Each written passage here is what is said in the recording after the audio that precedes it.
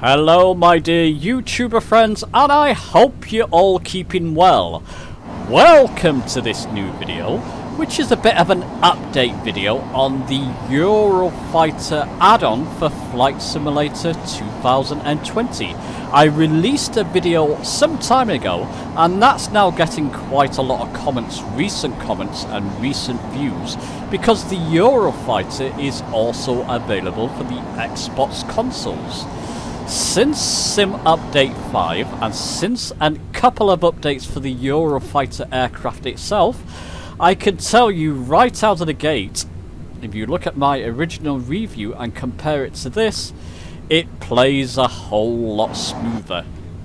A lot smoother. I'm going to show you some frame rates in this video and show you some performance analysis, and it does actually fly a whole lot better. But I'll tell you what, let's not hesitate. Let's get into this video.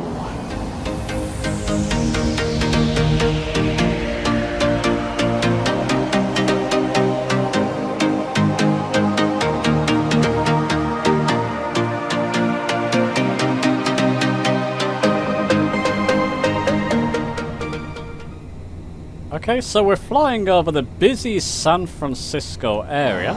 As you can see there, I've got developers mode on. Now Xbox users, beware, this is a PC only tool for the moment. It just lets us gauge our frames per second and things on information on things like our CPU and GPU.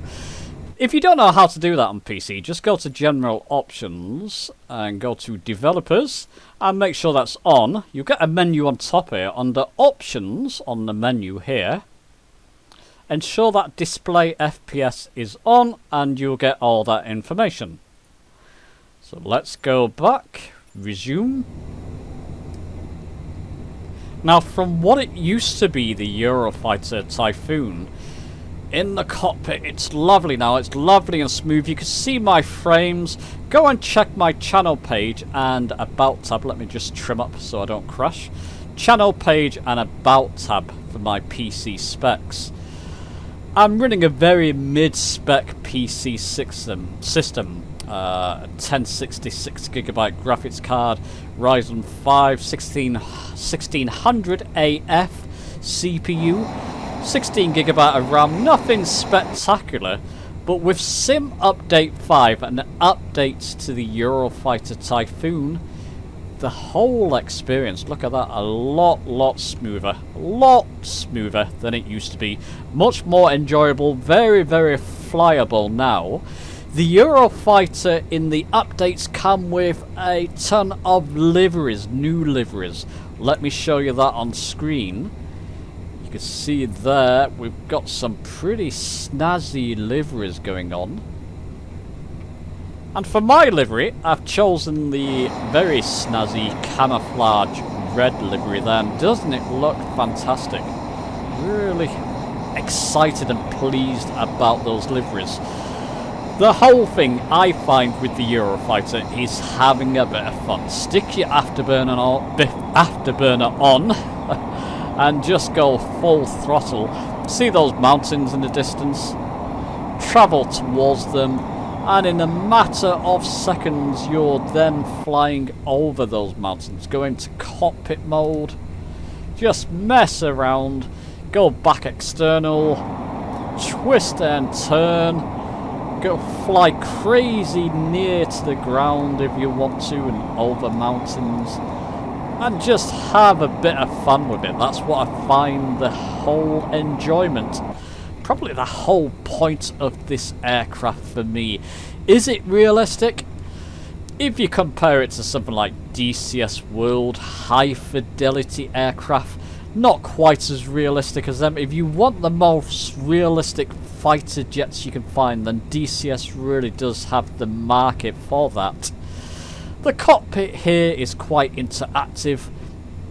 A couple of CDUs here. Screens left and right, so let's just center my view and trim up so I don't crash. A lot of these buttons are very interactive. You've got autopilot panel here, you've got buttons down here that work. Some of these buttons and switches don't work, Wouldn't call it specifically a high fidelity aircraft when you compare it to one of the DCS World aircraft, but it's a heck of a lot of fun to fly. Stick my afterburner on, twist and turn, fly towards the ground.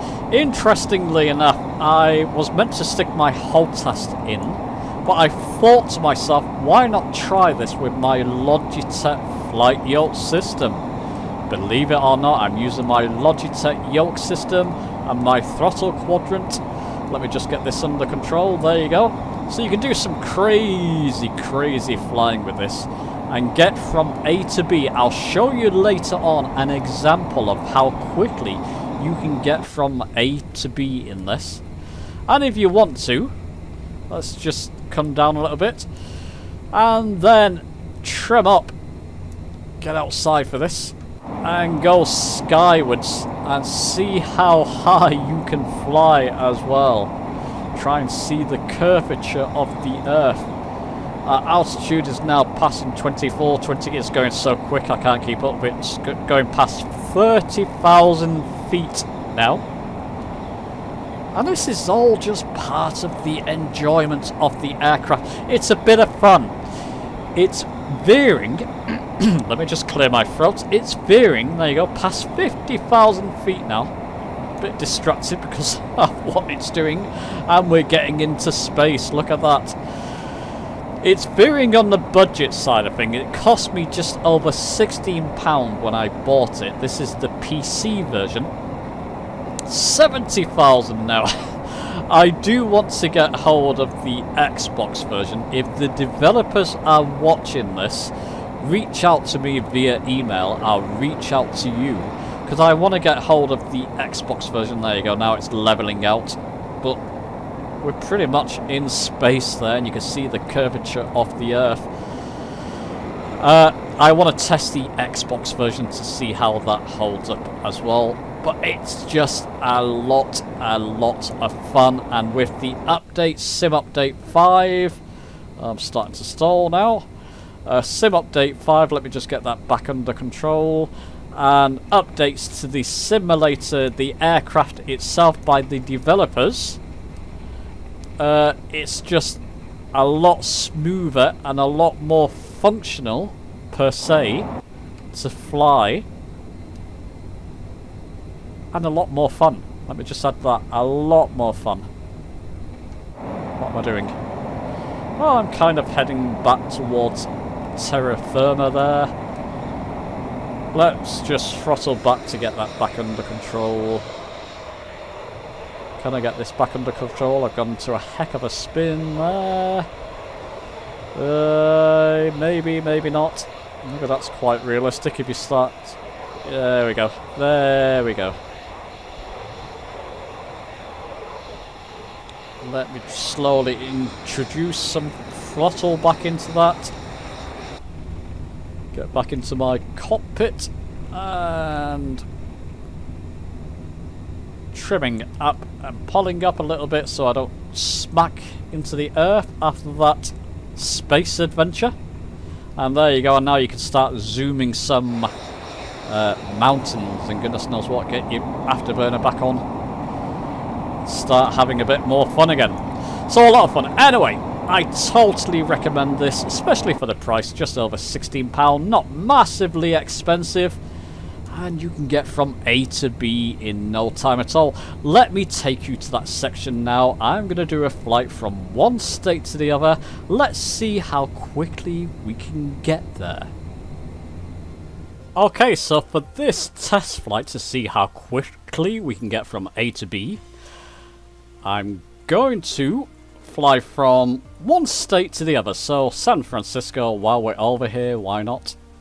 San Francisco International. Is that San Francisco International? It is. Zoom to details. The name didn't come up, so it fooled me. I'm going to fly from San Fran to LA, so we want to be going in this direction. So I'll choose this runway, runway 10 left. Set as departure. Zoom out, zoom right out in fact, and get towards Los Angeles, LA. And we'll fly towards one of the points of interest. This will do here. Set as arrival. It's 289 nautical miles. Let me just make sure I've got clear sky selected so we can see what's happening. Let's go and see how quickly we can do this journey. Let's go fly. Okay, so we're just watching a bit of that introductory sort of when you load into a flight and it shows your aircraft with the Typhoon. It is in particularly stunning, as you can see. Lovely, lovely, lovely. So there you go, San Francisco International. Let's just clear that bottom wind layer, which I do not like. And we got the VFR map up as well. I want to keep that up. That's our route, essentially. What's your betting on this? Well, I'll tell you what we'll do. We'll just go release the parking brake, throttle up and take off. Once we get to speed.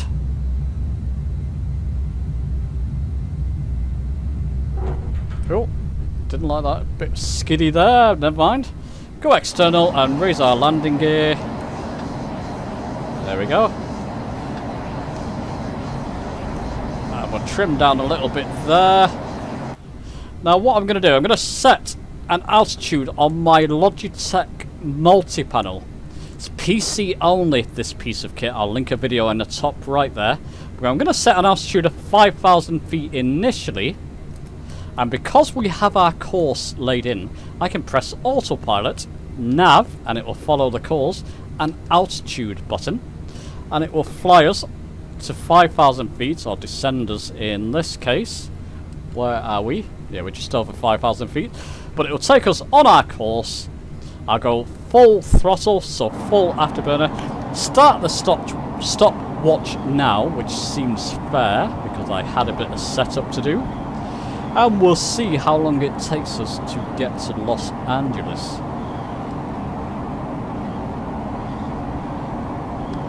So there you go. We're on our way. We're flying over San Fran City State at the moment.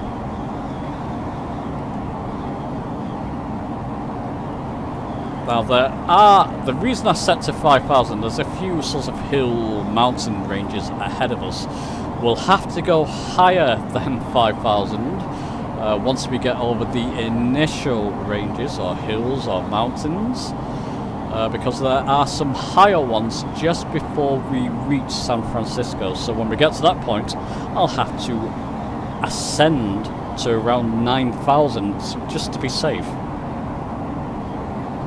And this is the fun of the Eurofighter. Set a course, long distance course, and see how long it takes you to get from A to B. I did a little test yesterday, LA to New York, from West Coast to East Coast. Took just over an hour, and in between them you've got massive mountain ranges. 15,000 feet I had to climb to clear them. This is not so extreme, thankfully, but it was great fun. So about an hour from west to east coast. Yes, okay, not realistic. You can't go full afterburner in an aircraft like this. It will run out of fuel. If you're doing something like that, set it to unlimited fuel in the assistance options, and you'll have no problems there. Or just do what I'm doing, fly from state to state. So I could go on from San Francisco, LA rather, to another state and just fly around the US or wherever you are in the world. Fly from place to place and see how long it takes you. It's great fun. I love this. This is why one of the reasons, the main reason I love this aircraft. So we're now on 2 minutes and 28 seconds. And we've pretty much left San Fran behind us. No more city. It will now be little towns and villages, and goodness knows what, and hills ahead of us. A bit more cityscape there. We are, as you can see on the VFR map there, we're quite prominently leaving San Fran behind us. There we go. And we'll just about, I have done a dummy run of this, just to be safe I wasn't going to make a fool of myself. I have crashed into mountains because I didn't get high enough, which is why I say go to 5,000 feet if you're doing this. And then you'll have to ascend, climb a little bit more than that to be safe just before just before Los Angeles. So round about here you've got to be a little bit higher, but we'll get to that when we get to it. Let's just decrease the speed of my free look in external mode.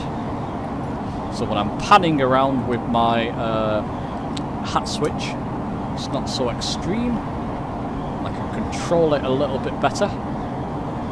Full throttle, let's jump into the cockpit to ensure that we're going at full speed. 1241 is the full speed of this module of this aircraft in Flight Simulator. 1,241 knots, by the way.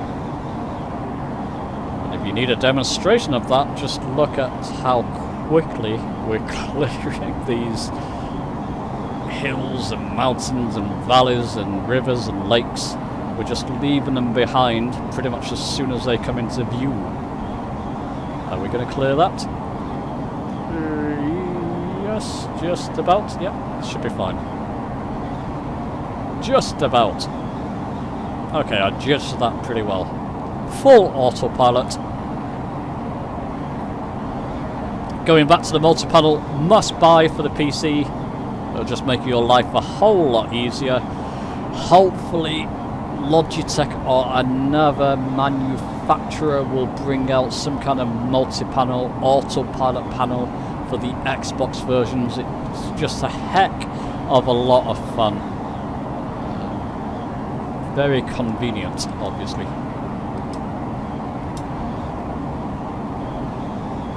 Okay, so what are we?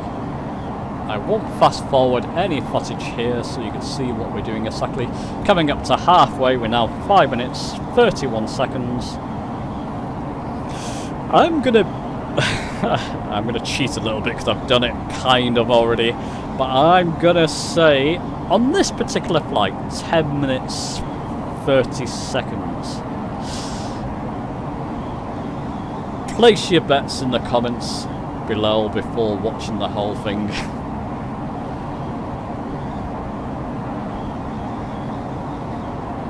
San Fran to LA in around 10 minutes. Yeah, that's pretty incredible.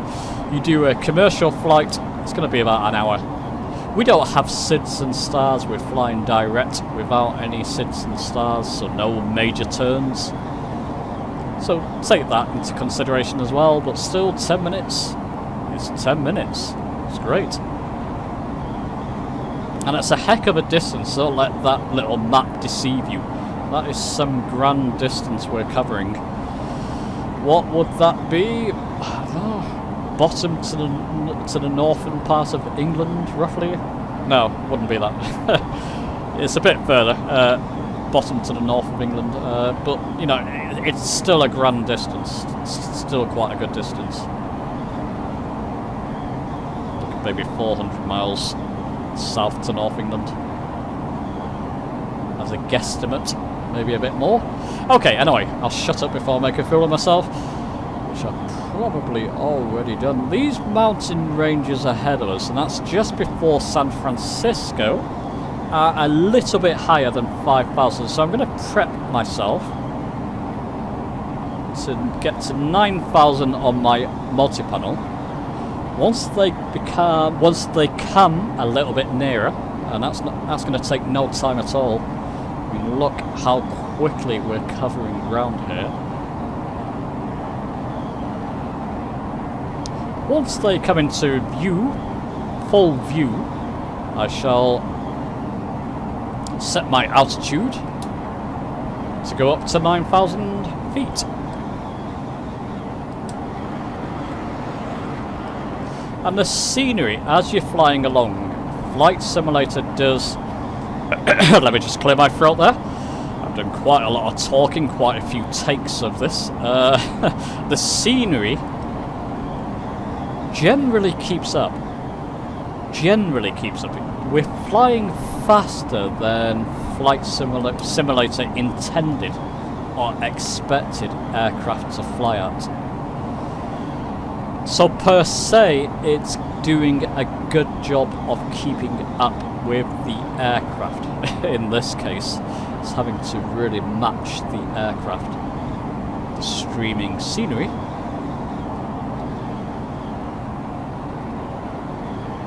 Okay, we just got a lot more points of interest spawned in. I'm going to set my altitude now to go to 9,000 so you can see the aircraft is raising there in altitude. And you can see here on the right, in fact, what altitude we're at. There was a complaint I noticed on one of my videos that the external view on the Xbox, these gauges are not big enough.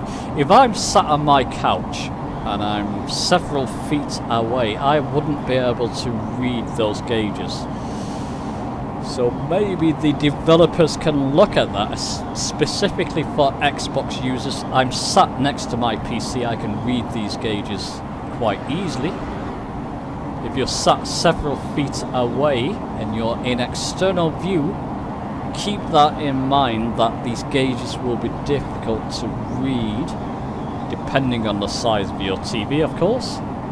Anyway, after these mountain ranges, we're now 9 minutes 47 seconds. After we hopefully clear these mountains, I think we should be okay. We'll get into Los Angeles. 10 minutes. That's 10 minutes. So I said 10 minutes 20 seconds. I'm out on that, it looks like. Are we going to clear those higher ranges? I'm going to have to go to 10,000, chaps. Just to be safe. I might have just cleared them, but I just want to be safe. I don't want this video to end prematurely. 10,000 feet to clear these mountains, just about. By the way, the aircraft is going from left to right there. We're on full afterburner. It's struggling to keep a precise course, as you can imagine it would do. Can we see any cityscape? We will do in a moment. We will do. I'll start to prep my altitude in preparation for that.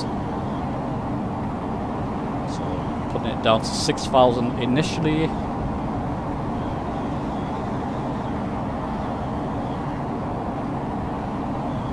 Come on, Los Angeles, don't let me down. We're now past 11 minutes, so I was a little bit out. There's some cityscape down there. I'm going to go down to 4,000. Just so we can zip and zoom past it. You can see below us there. Let me use my mouse. Cities and features of Los Angeles. We'll wait till it passes, and it has passed it, hasn't it? Pretty much flying over it. So there you go. San Francisco to Los Angeles. You can then take over that and actually, let's do that. Let's disengage autopilot. Move the mouse out of the way. And you can start zipping and zooming. There you go. That's the city of Los Angeles. So I was a bit wrong. So we're now 12 minutes and 7 seconds.